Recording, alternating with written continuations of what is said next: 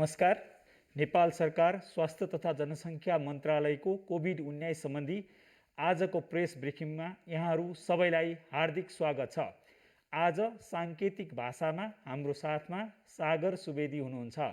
यसै गरी आपूर्ति व्यवस्थापन र सहयोग स्वरूप प्राप्त सामग्रीहरूको वितरणको अवस्थाको सम्बन्धमा उठेका जिज्ञासाहरूको समाधान गर्न हामीसँग स्वास्थ्य सेवा विभाग आपूर्ति व्यवस्थापन शाखाका प्रमुख श्री उपेन्द्र ढुङ्गाना उपस्थित हुनुहुन्छ। अरू दिन जस्तै आज पनि हामी प्रदेशको रिपोर्ट, हालसम्मको तथ्याङ्कको विश्लेषण र सरकारका नीतिगत निर्णय, निर्देशन र मापदण्ड यसै प्रेस ब्रिफिङमा समावेश गर्नेछौँ। कोभिड-19 महामारीको क्षतिहरू कम गर्न हामी सबैको साझा प्रयासहरू जारी छन्। हामीले एक अर्कासँग व्यवहार गर्दा जनस्वास्थ्यका मापदण्डहरू विशेष गरी भौतिक दूरी कायम गर्ने, मास्कको सधैँ उचित तरिकाले प्रयोग गर्ने र बेला बेलामा साबुन पानीले हात धुने गर्नुपर्दछ।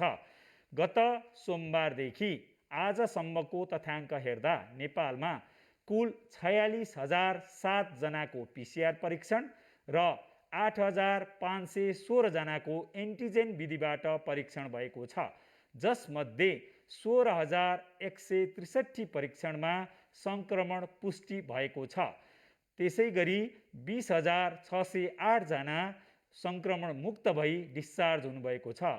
आज देशभरि जम्मा सक्रिय सङ्क्रमितहरूको सङ्ख्या 1,01,993 भएको छ, जुन घट्दो क्रममा छ, जसमध्ये संस्थागत आइसोलेसनमा 6,862 जना र होम आइसोलेसनमा 95,131 जना हुनुहुन्छ। देशभरिका विभिन्न प्रयोगशालाहरूबाट आज 13,805 नमुनाहरूको RT-PCR विधिबाट परीक्षण भएको छ भने 3,073 जनाको एन्टिजेन विधिबाट परीक्षण भएको छ। गत 24 घण्टामा गरिएका कुल RT-PCR मध्ये राष्ट्रिय सङ्क्रमण दर देशभरिको औसत सङ्क्रमण दर 32.7% रहेको छ भने सबैभन्दा उच्च कर्णाली प्रदेशमा परीक्षण गरिएका मध्येमा 58.26%, प्रदेश नम्बर 1 मा परीक्षण गरेका मध्येमा 39.37% र बागमती प्रदेशमा 33.74% सङ्क्रमितहरू पत्ता लाग्नु भएको छ। गत 24 घण्टामा RT-PCR विधिबाट 4,524 जना र एन्टिजेन विधिबाट 792 जना गरी कुल 5,316 जनामा सङ्क्रमण पुष्टि भएको छ। यसै गरी आज काठमाडौँ उपत्यकाभित्र भक्तपुर जिल्लामा 181 जना, ललितपुरमा 306 जना र काठमाडौँमा 969 जना गरी कुल 1,456 जनामा सङ्क्रमण पुष्टि भएको छ। यसै गरी आज प्राप्त तथ्याङ्कमा देशैभरि 837 जना संस्थागत क्वारेन्टाइनमा रहनु भएको तथ्याङ्क प्राप्त भएको छ भने विभिन्न स्रोतबाट प्राप्त तथ्याङ्कहरू, यसमा विशेष गरी नेपाली सेनाले व्यवस्थापन गरेका शवहरू सहित गर्दा 101 जनाको दुःखद निधन भएको तथ्याङ्क प्राप्त भएको छ। गत 24 घण्टामा कोभिड-19 सङ्क्रमण मुक्त भएर 7,219 जना डिस्चार्ज पनि हुनुभएको छ। हालसम्मको कोभिड-19 सङ्क्रमणबाट मुक्त हुने दर 80.8% पुगेको छ। उहाँहरूको सफल उपचार हेरचाहमा संलग्न सम्पूर्ण चिकित्सक, नर्स, स्वास्थ्यकर्मी तथा अन्य सहयोगी शुभेच्छुकहरू सबैलाई स्वास्थ्य तथा जनसङ्ख्या मन्त्रालय हार्दिक धन्यवाद दिन चाहन्छ। यसै गरी आज देशभरि कोभिड-19 सङ्क्रमित भएर देशभरि 1,446 जना सघन उपचार कक्ष अथवा आइसियुमा र त्यसमध्ये 385 जना भेन्टिलेटरमा उपचाररत हुनुहुन्छ। स्वास्थ्य तथा जनसङ्ख्या मन्त्रालयले कोभिड-19 सङ्क्रमणलाई मध्यनजर गर्दै सञ्चालनमा ल्याएका कल सेन्टरहरू 11:15 जुन बिहान 6 बजेदेखि राति 10 बजेसम्म सञ्चालन हुन्छ र 11:33 जुन 24 घण्टा सञ्चालन हुन्छ। त्यसै गरी 24 घण्टा सञ्चालन हुने मोबाइल नम्बरहरू 98 512 55 837 र 98 512 55 839 खुल्ला रहने र यसबाट कोभिड-19 बारे जानकारीहरू तथा सूचनाहरू स्वास्थ्यकर्मी सङ्क्रमितहरूले अथवा घरमै रहनुभएका सङ्क्रमितहरूले पाइरहनु भएको छ। अब हामी यहाँहरू समक्ष कोभिड-19 सम्बन्धी प्रदेशका गतिविधिहरू समेटिएको भिडियो रिपोर्ट प्रदेश सवाल प्रस्तुत गर्दछौँ।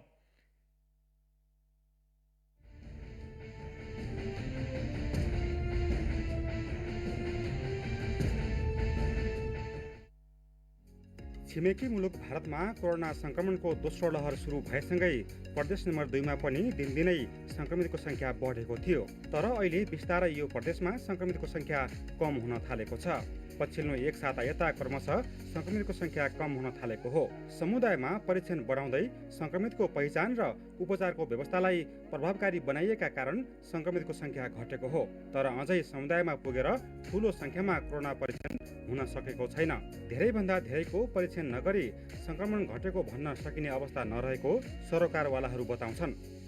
हप्तामा चाहिँ जो केस चाहिँ नि नम्बर अफ केसेस घटेको छ। केस घट्नु टेस्ट चाहिँ नि अब अझै बढाउनु पर्ने हुन्छ कि समुदायमा अझै चाहिँ नि यो हामीसँग चाहिँ नि यो एन्टिजेन टेस्ट किटहरू उपलब्ध भएको छ। त्यसलाई हामी समुदायमा अब लाँदैछौँ, जिल्लामा पालिकामा पठाउँदैछौँ। त्यो भनेको चाहिँ नि म्याक्सिमम टेस्ट गराएर अनि हेर्नु पर्यो। अहिले भारतबाट आउनेहरूको संख्या कम भएकाले पनि संक्रमितको संख्यामा कमी आएको हो। यो सँगै निषेधाज्ञा जारी भएकाले मानिसहरूको चहल पहल कम हुँदा संक्रमण नियन्त्रण हुँदै गएको देखिएको हो। अझै चाहिँ नि यो टेस्ट चाहिँ नि अझै व्यापक रूपमा बढाउनु पर्छ। हेर्नुहोस्, अझै चाहिँ नि अब गाउँमा चाहिँ नि जति टेस्ट हुनु पर्थ्यो त्यति टेस्ट हामीले गरिसकेका छैनौँ। थोरै पहिले भन्दा चाहिँ नि अलिकति टाइट भयो, मान्छे पनि आउन अलिकति कम भयो। जति अब आइसके होइन, अब जो टेस्टहरू हुनु थियो त्यो पनि चाहिँ नि अब यो भयो भनौँ होइन। तर अब अहिले चाहिँ नि केसहरू त कहाँ गयो? धेरै जसो केसहरू भन्दाखेरि चाहिँ नि घरमा गयो। टेस्ट चाहिँ नि समुदायमा अब बढाउनु पर्यो। प्रदेश नम्बर 2 मा संक्रमितहरू कम हुन थाले पनि जोखिम घटेको छैन। अब स्थानीय तहहरूसँगको समन्वयमा बढी जोखिम भएका क्षेत्रमा कोरोना परीक्षण गर्ने तयारी थालिएको छ। टेस्ट किटहरू चाहिँ नि आइपुगेको छ हामीलाई सेन्टरबाट होइन। हिजो अस्ति भर्खर चाहिँ नि हामीलाई प्राप्त भइसक्यो। अब त्यसलाई हामी द्रुत गतिमा चाहिँ नि जिल्लाहरूमा पठाउँदैछौँ। कहाँ चाहिँ नि टेस्ट गर्न जरुरी छ त्यो त स्थानीय निकायलाई त थाहा छ। स्थानीय निकायसँग समन्वय गर्ने, त्यहाँको स्वास्थ्यका चाहिँ नि प्रमुखहरूसँग चाहिँ नि समन्वय गर्ने, मेयर साहबहरू चाहिँ प्रमुखजीहरूसँग समन्वय गर्ने र टेस्ट किटहरूलाई चाहिँ नि एन्टिजेन टेस्ट किटलाई व्यापक रूपमा प्रयोग गरेर अनि चाहिँ नि जो हामीले पोजिटिभ हो कि नेगेटिभ हो के हो होइन, नेगेटिभ छ भने अब त्यही अनुसार गर्ने। कोरोना महामारी नियन्त्रण गर्न जनस्वास्थ्यका मापदण्डको पूर्ण पालना गर्न सरोकारवाला निकायहरूले आग्रह गर्दै आएका छन्। यसका लागि प्रचार प्रसार तीव्र पारिएको छ। जनस्वास्थ्यका मापदण्डको पूर्ण पालना गराउन र नागरिकलाई सचेत गराउने कार्यक्रमलाई अझ प्रभावकारी बनाउने तयारी गरिएको छ। जनस्वास्थ्यका विधिहरू अपनाउनलाई चाहिँ नि अझै चाहिँ नि जो निकै प्रयास चाहिँ नि अझै गर्नुपर्छ। हामी सबै सचेत र संवेदनशील हुनु होइन। त्रासको वातावरण होइन, डराउने अवस्था चाहिँ नि छैन, तर सतर्क हुने, त्यो सम्बन्धी ज्ञान हासिल गर्ने र त्यसलाई अमल गर्ने होइन, त्यसलाई प्रयोगमा ल्याउने, व्यवहारमा ल्याउने कुरालाई चाहिँ नि अझै पनि हामीले चाहिँ नि प्रचार प्रसार गर्ने र जनतालाई सतर्क गर्ने काममा अझै हामी लागिराख्नुपर्छ। कोरोना संक्रमणको दोस्रो लहरले अहिले मुलुकलाई प्रभावित बनाउँदै आएको छ। यो सँगै तेस्रो लहर आउन सक्ने चेतावनी विज्ञहरूले दिँदै आएका छन्। यो अवस्थामा संक्रमण फैलिन नदिन सबै पक्ष सचेत र संवेदनशील हुनुपर्ने देखिन्छ।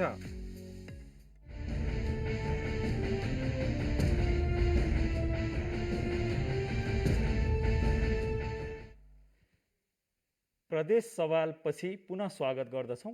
अब हामी समक्ष व्यवस्थापन महाशाखाबाट श्री उपेन्द्र ढुङ्गानाले आपूर्ति व्यवस्थापन र सहयोग स्वरूप प्राप्त सामग्रीहरूको वितरणको अवस्थाको बारेमा जानकारी गराउँदै हुनुहुन्छ। उपेन्द्र ढुङ्गाना। धन्यवाद डाक्टर साहब। म उपेन्द्र ढुङ्गाना, म आपूर्ति व्यवस्थापन शाखा स्वास्थ्य सेवा विभागमा कार्यरत छु र मैले अहिले खास गरी यो कोभिडको दोस्रो लहरको नियन्त्रण तथा रोकथामको लागि जति पनि आपूर्ति व्यवस्थापन भइरहेको छ त्यो कसरी भइरहेको छ भन्ने कुराहरू यहाँ छोटकरीमा राख्न चाहन्छु।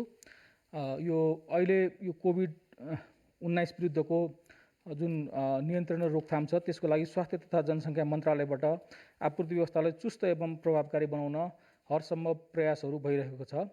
यसै सन्दर्भमा नेपाल सरकारबाट खरिद गरिएका तथा विभिन्न मित्र राष्ट्र तथा सङ्घ संस्थाबाट सहयोग स्वरूप प्राप्त भएका जति पनि साधन र स्रोतहरू छ त्यसको अधिकतम र वैज्ञानिक चाहिँ परिचालन गरिएको छ।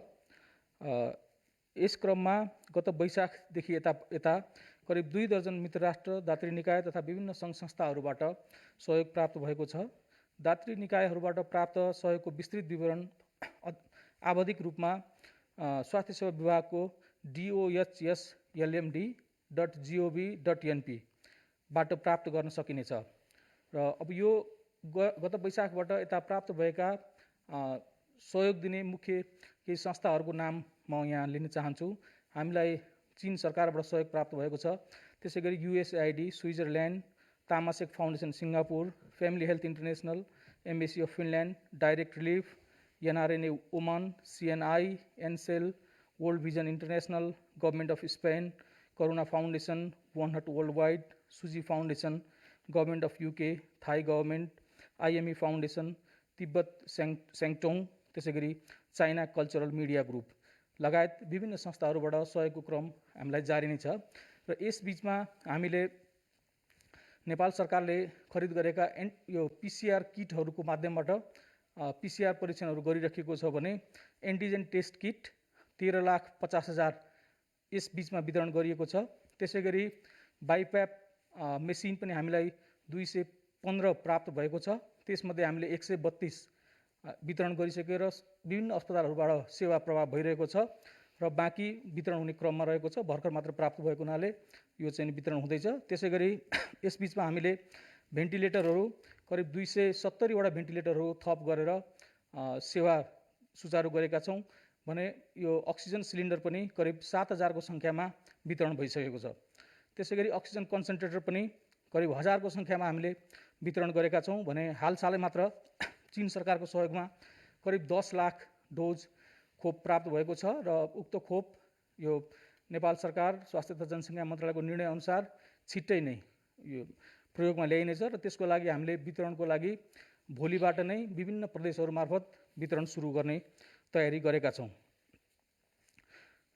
त्यसै गरी दात्री निकायहरूबाट यो PPE आइटमहरू पनि हामीलाई सहयोग स्वरूप प्राप्त भएको छ जसमा मास्क, गाउन, फेस सिल्ड, बुट्स लगायत अन्य सामग्रीहरू रहेका छन् र यो सामानहरूको वितरण गर्दाखेरि हामीले खास गरी प्रदेशमा रहेका प्रदेश आपूर्ति केन्द्रहरू मार्फतबाट वितरण गर्ने हाम्रो प्रथम प्राथमिकता रहेको छ। त्यसै गरी हामीले 7 वटा जुन प्रदेश स्वास्थ्य आपूर्ति व्यवस्थापन केन्द्रहरू छ त्यहाँ रहेका केसको सङ्ख्याको आधारमा हामीले चाहिँ त्यसलाई समानुपातिक रूपमा वितरण गर्ने गरेका छौँ। त्यसै गरी कोभिड-19 को डेडिकेटेड अस्पतालहरूमा हामीले यहाँबाट सिधै पनि सप्लाईहरू गरेका छौँ भने विभिन्न अस्पतालहरूबाट उहाँहरूलाई सेवा प्रवाह गर्नलाई कठिनाइ परेको खण्डमा सिधै यहाँ माग गर्नुभयो भने हामीले यहाँबाट सप्लाई गर्ने गरेका छौँ। र यसको व्यवस्थापनको लागि हामीसँग 2 वटा वेयर हाउसहरू रहेको छ। एउटा एयरपोर्टमा WFP बाट म्यानेज गरिएको एउटा वेयर हाउस छ भने अर्को वेयर हाउस हाम्रो टेकुमा रहेको छ र यसरी हामीले 2 वटा वेयर हाउसबाट वितरण हुने व्यवस्था मिलाएका छौँ र यसको विस्तृत विवरण हामीले अघि मैले भने जस्तै स्वास्थ्य सेवा विभागको वेबसाइटबाट पनि प्राप्त गर्न सकिनेछ। धन्यवाद, नमस्ते। हार्दिक धन्यवाद उपेन्द्र ढुङ्गाना सर। विशेष गरी यो महामारीको दुःखद अवस्थामा हामीलाई सहयोग गर्ने सम्पूर्ण दाता निकाय मित्र राष्ट्रहरू सबैलाई हामी सबैले धन्यवाद दिनुपर्ने हुन्छ र यसको व्यवस्थित प्रयोगको लागि हामीहरू सबै सचेत छौँ। अब हामी विशेष गरी विभिन्न माध्यमबाट हामीलाई आएका केही प्रश्नहरूमा प्रश्न पार्न चाहन्छौँ। सबैभन्दा बढी प्रश्न हामीले यो कोभिड-19 को ल्याब परीक्षण गर्दा ल्याब रिपोर्टमा CT भ्यालु भनेर आउँछ, यसले के जनाउँछ भन्ने प्रश्न आएको छ। यसबारेमा म थप केही स्पष्ट पार्न चाहन्छु। अङ्ग्रेजीमा साइकल थ्रेसोल्डलाई संक्षिप्त रूपमा CT भ्यालु भन्ने गरिन्छ। यो PCR परीक्षण गर्दा कति पटक चक्र अथवा साइकल रन गरेपछि कोभिड-19 को भाइरस भेटिन्छ भन्ने आधारमा चाहिँ तय गरिन्छ। यो सिटी भ्यालु कति पटक रन गरेपछि कति पटकको साइकलमा चाहिँ भाइरस देखियो भन्ने गराउँछ।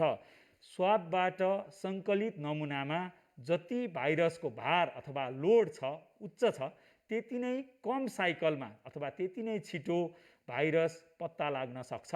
त्यसैले सिटी भ्यालु अङ्कको हिसाबले माथि छ भने भाइरस त्यो स्वाबमा उच्च छ भन्ने जनाउँदछ। अब यो कति महत्त्वपूर्ण छ, कतिसम्म पुगेपछि यो चाहिँ पोजिटिभ नेगेटिभ भन्ने चाहिँ विशेष गरी आरटी-पीसीआर परीक्षण गर्ने किट अनुसार फरक हुन सक्दछ।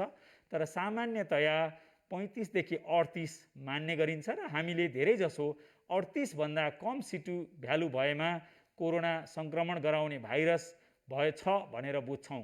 यसैले त्यसलाई पोजिटिभ रिपोर्ट अथवा सङ्क्रमित भनेर पत्ता लगाउने गर्छौँ। साथै शरीरमा रहेको भाइरसको लोड त्यही अनुपातमा स्वाबमा नै आयो भन्ने स्पष्ट नहुने हुनाले त्यो स्वाब नमुनामा जति सिटी भ्यालु देखियो त्यही आधारमा व्यक्तिलाई हुने यो लक्षणहरू अथवा जटिलताहरू मिल्छन् भन्ने स्पष्ट हुँदैन। यदि कुनै व्यक्तिलाई आज पीसीआर परीक्षण गर्दा सिटी भ्यालु 27 छ भने 2 दिनपछि सोही व्यक्ति अलि सुधार हुँदा 20 भएको पनि हुनसक्छ। यो लक्षणहरू देखिने कुरा, जटिलता हुने कुरा, भाइरसको लोड बाहेक व्यक्तिको स्वास्थ्य अवस्था, अन्य बिमारहरूको अवस्थाहरूले पनि असर पार्ने हुन्छ। यसैले गर्दा सिटी भ्यालुकै आधारमा सर्ने दर अथवा लक्षण वा जटिलताका दर स्पष्ट गर्न सकिँदैन। आशा छ सिटी भ्यालुका बारेमा यसले धेरैलाई स्पष्ट गर्यो होला। त्यसै गरी अर्को धेरै प्रश्न छ, विशेष गरी यो कालो ढुसी भन्ने समाचार धेरै आइरहेको छ। यो के हो, यो कसलाई खतरा हुन्छ भन्ने छ।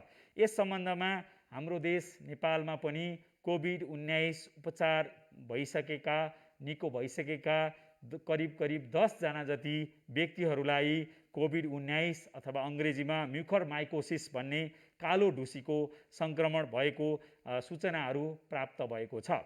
यो विशेष गरी यो भएका बिरामीहरूमा ज्वरो आइरहने, ज्वरो कम नहुने, अनुहार, मुख अथवा नाक वरिपरि दुख्ने, आँखा र नाक सुनिने, रातो हुने, नाक बन्द हुने, नाकबाट रगत बग्ने अथवा कालो पदार्थ मिसिएको पदार्थ बग्ने सिँगान बाक्लो हुने, त्यसपछि आँखाको ढक्कनी सुनिने अथवा आँखाको ढक्कनी लत्रने हामी टोसिस भन्छौँ, त्यसै गरी दाँत हल्लिने जस्ता अवस्थाहरू देखिन सक्छन्। अब कसलाई जोखिम हुन्छ त कालो ढुसी हुने भन्दा यो उमेर समूहमा विशेष गरी मध्यम उमेर अथवा मिडल एज भन्छौँ 45 देखि 65 वर्ष समूहमा देखिएको छ।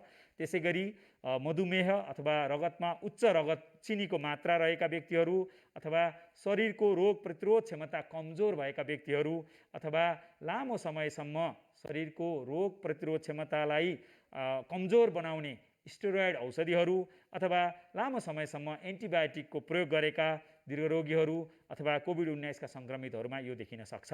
यसैले हामी सबै सचेत भएर एन्टिबायोटिक, स्टेरोइड जस्ता औषधिहरू चिकित्सकहरूको परामर्शमा मात्रै प्रयोग गर्ने गरौँ। अनावश्यक प्रयोग गर्नाले यस्ता जटिलताहरू आउने डर रहन्छ।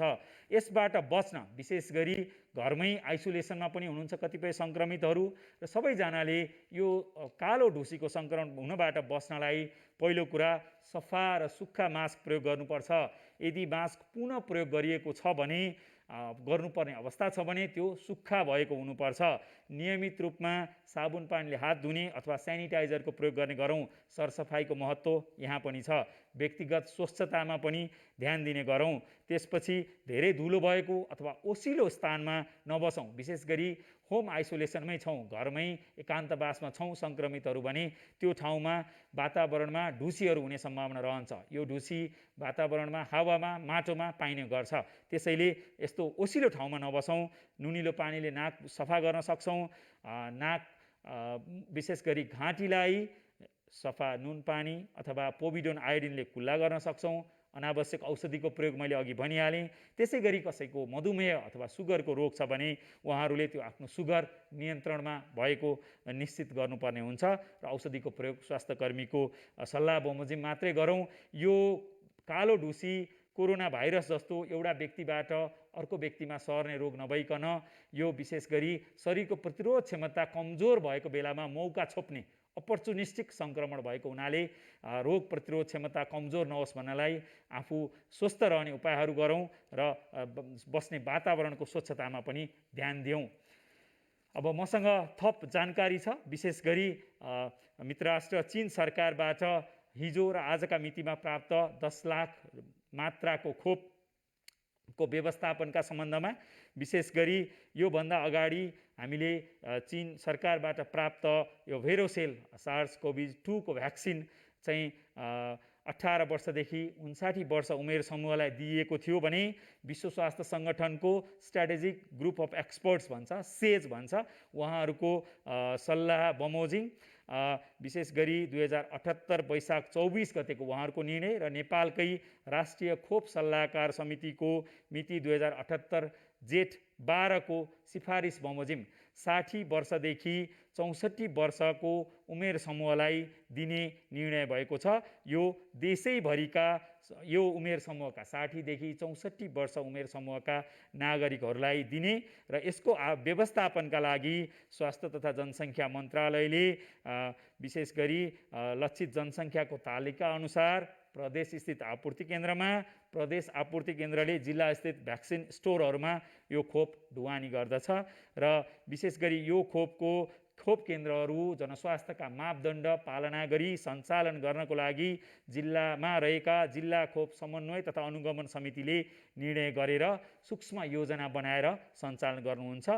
यो 2078 जेठ 25 गतेदेखि देशव्यापी रूपमा यो खोप 60 देखि 64 वर्ष उमेर समूहलाई सुरु गर्ने योजना रहेको छ र हालमा उपलब्धताको आधारमा खोपको मौजात हेरी मित्र राष्ट्र चीनसँग जोडिएका जिल्लाहरूका हकमा 18 वर्षभन्दा माथिका नागरिकहरूलाई पनि खोप दिन सक्ने गरी निर्णय गरिएको यहाँहरू सबैलाई जानकारी गराउँछौँ र विशेष गरी उमेर खुल्ने नागरिकता वा उमेर खुल्ने सरकारी कागजात वा सम्बन्धित वडा कार्यालयले दिएको सिफारिस यो खोप लिनका लागि आवश्यक हुने पनि जानकारी गराउन चाहन्छु।